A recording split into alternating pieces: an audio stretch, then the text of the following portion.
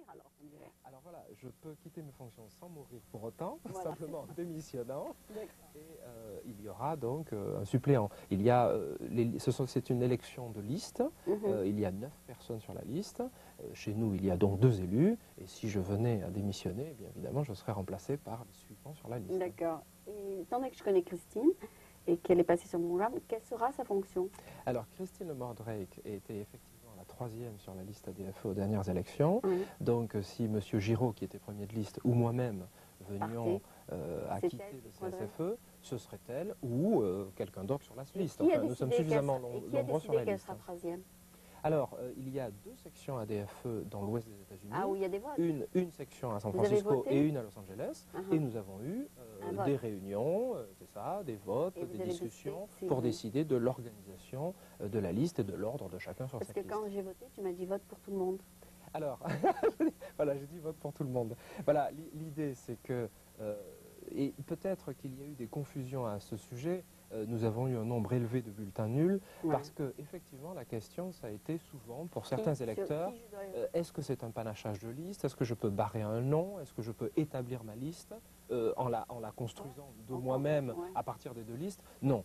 Ça n'était pas possible lors de ces élections, même si ça a pu arriver dans d'autres scrutins.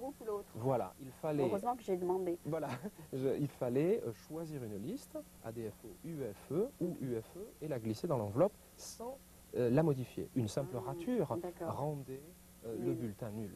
Donc oui, quand j'ai dit il faut voter pour tout le monde, je voulais dire qu'il fallait voter pour une liste ou pour une autre. Mais pour tout le monde, si j'ose dire, dans la liste. Voilà, c'est ça, parce que je ne savais pas si je devais choisir entre toi et Christine, mais en fait, je n'avais pas à choisir. Non, il n'y avait pas à choisir entre des individus, il fallait choisir simplement entre les 2 bulletins et donc entre les 2 listes. D'accord, d'accord. Voilà. Peut-être qu'il fallait mieux lire entre les explications. Mais parce qu'il y avait tellement de photos, on croyait qu'il fallait choisir une des personnes. Et en plus, devant chaque photo, il y avait une description. Donc, ce n'est pas nécessaire de mettre tout ça.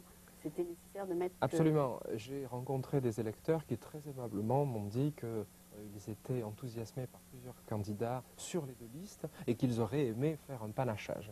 Le scrutin tel qu'il est établi aujourd'hui au CSFE ne permet pas de faire ce panachage. D'accord, d'accord. D'accord, maintenant j'ai compris. C'est-à-dire qu'il y avait plusieurs personnes probablement en Los Angeles qui ne te connaissaient pas. Il y a plusieurs personnes... à Los Angeles, c'est des gens de Los Angeles. Donc, bien sûr. Disons que nous avons eu comme préoccupation d'avoir sur la liste une répartition géographique permettant à chaque électeur d'avoir un candidat proche, relativement proche de son domicile. Donc M. Giraud est de Los Angeles, je suis ici à San Francisco. Vous êtes un peu des deux. Voilà, Christine Lemordrake que vous avez cité, ou que tu as cité, je ne sais plus si on se tutoie ou si on se vous voit, eh bien, est ici à San Francisco. Le 4e de liste, François Thirier, est à Los Angeles, et ainsi de suite. Donc vous avez les autres candidats représentent l'ensemble de la circonscription. Donc nous avions une candidate de Honolulu, une autre de Denver, une autre de Seattle, et ainsi de suite. Donc toi, on t'appellerait si on a besoin de quoi? Alors, très très bonne question, bien sûr.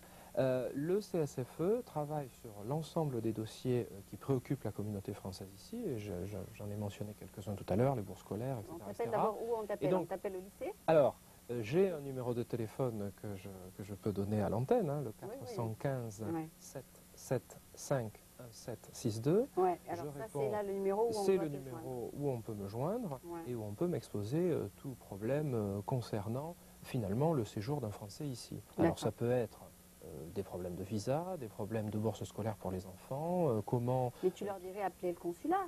Alors pas nécessairement. Disons que... Le problème de visa, c'est pas toi qui fais les visas. Alors s'il s'agit de visa, ce ne sera pas le consulat, ce sera les autorités américaines en France, a priori donnant un visa de séjour ici. S'il s'agit par contre de problèmes d'état civil, ce sera le consulat. Donc effectivement... tu vas les diriger un peu. Un des objectifs, ça sera d'aiguiller la personne qui pose une question sur telle ou telle source d'information. Mais je peux par ailleurs, moi-même, essayer de représenter cette personne. Je vous donne un exemple simple. J'appelle. Voilà, pour par exemple un problème de bourse scolaire, et il s'agit de m'exposer les paramètres du dossier dossier pour que je puisse, alors que je siège à la commission des bourses scolaires, faire valoir auprès de la commission tel ou tel élément qui, par exemple, est méconnu des autres membres de la commission. Et qui n'est pas sur papier, par exemple. Voilà, toi, tu prends des voilà. Il y aura un changement de dernière minute. Alors, il est évident que ce qui est le plus positif, c'est d'informer tous les membres de la commission, le consulat, la personne en charge au consulat de ce dossier, mais aussi, pourquoi pas, des délégués qui, justement, vont apporter leur contribution au cours de la commission. Alors, cet exemple pourrait être valable dans d'autres cas de figure. J'ai eu, par exemple, des personnes qui ont essayé de me contacter pour des questions de divorce ou de garde d'enfants. Tu leur dis de voir votre... Alors là, je suis en contact et je connais personnellement des avocats américains ou français, ou américains et francophones, je veux dire, qui sont susceptibles d'apporter un conseil sur telle ou telle question. D'accord. Voilà. D'accord. Et est-ce que tu as aussi une fondation culturelle? Et ça, c'est séparé?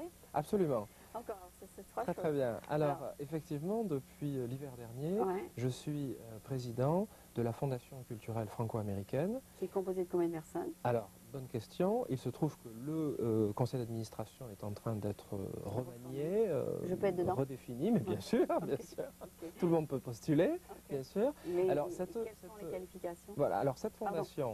Non, aucun problème. Cette fondation a été créée par le consul général Parent, qui était en poste il y a de ça 5 ou 6 ans, je dirais, sans me tromper, j'imagine. Et l'attaché culturel de l'époque, M. Deloy, avait demandé à ce qu'une fondation soit créée ici, dépendant du consulat de France. Deloy, qui était attaché culturel du temps de M. Parent, consul général. Et il a dit former une... Voilà, il voulait créer cette fondation dans le but... mais moi, je suis venu bien plus tard, puisque je ne suis président que depuis février. Mais l'objectif de cette fondation, c'était, comme son nom l'indique, voilà, comme son nom l'indique, de proposer, de donner des fonds pour contribuer à la mise en place d'une collaboration entre les États-Unis et la France pour tel ou tel projet culturel. Alors, très simplement et très pratiquement, cette année, nous avons contribué au Festival du film de San Francisco. Nous avons contribué aussi... Mais alors, ils n'ont plus besoin d'aller voir l'attaché culturel? Alors, ce sont deux choses différentes, en fait. L'attaché culturel fait partie du conseil d'administration de la Fondation, effectivement, mais l'attaché culturel a des fonds à sa disposition qui dépendent du consulat, alors qu'ici, il s'agit de fonds qui sont indépendants.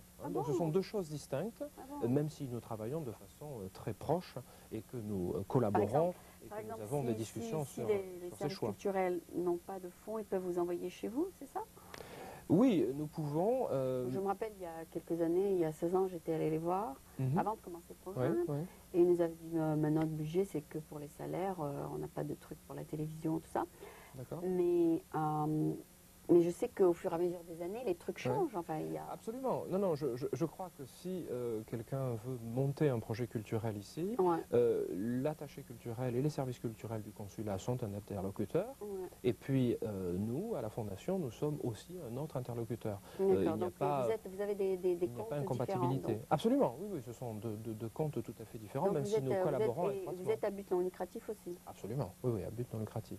Donc, je vous donnais l'exemple du festival du film de San Francisco. Pas mal de films. Voilà, là par exemple, à l'automne, il y aura une exposition Chagall au musée d'art moderne de San Francisco, au SF MoMA, et la Fondation va contribuer, à l'organisation de cette exposition, et nous allons tout particulièrement, de façon très précise, permettre le déplacement un échange de spécialistes, notamment le conservateur qui va se déplacer avec la collection, et nous allons contribuer, par exemple, au financement de son billet d'avion. Vous voyez, donc des choses très concrètes qui marquent la participation de la Fondation à ces activités. D'accord, c'est super. Donc,